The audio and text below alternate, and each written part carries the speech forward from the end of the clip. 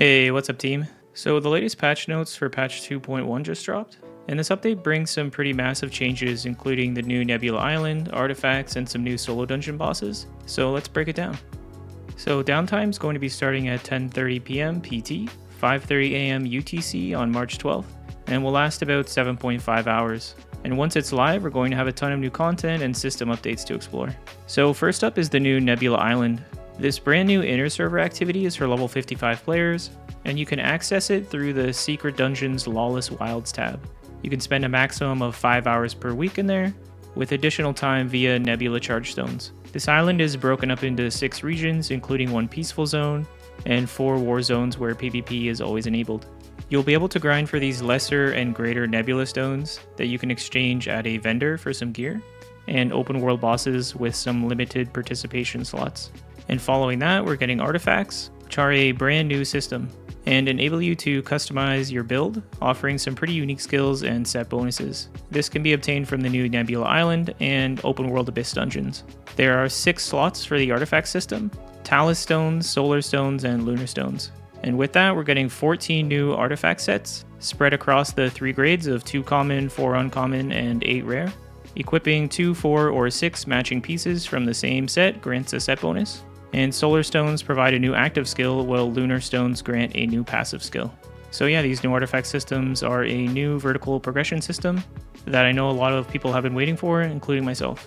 And with that, we have the 2 new solo dungeon bosses, Umbracon and Lionhead.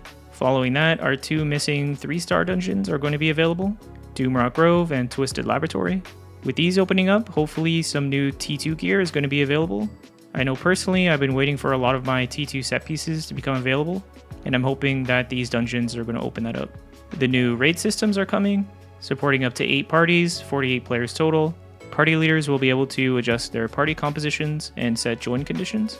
Dungeons and dimensional trials won't be accessible while you have a raid active. Dominion event, sieges, and tax deliveries have specific raid restrictions as well.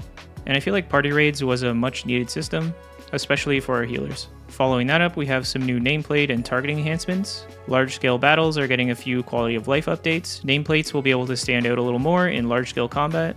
A few customization options, including transparency settings and some color adjustments. Vertical target indicators have also had their size adjusted. And here we're getting Dimensional Trials Season 1 rewards finally. Season 1 ranking rewards will be distributed post-maintenance, and only players with eligible scores prior to server consolidation will receive them. We're getting a few field boss adjustments. All Talandre field bosses' HP is going to be reduced by 30%, and a wait time reduction, going from 5 minutes to 1 minute.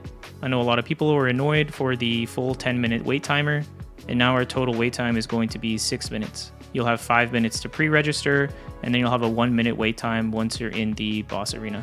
There's a couple bug fixes for Daigon, a few more general fixes and changes here, and some combat fixes. Here we have some solo dungeon fixes, and some more UI improvements. A notable change here is that we get a console bug fix, where I know a lot of people, at least in my guild, were getting stuck in the lithograph menu and had to constantly relog, so hopefully that alleviates some problems for them.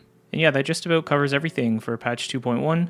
Nebula Island and the new artifacts are definitely the biggest highlights here, but there's a ton of great fixes and some new content to explore. Thanks for watching, and I'll catch you in the next one.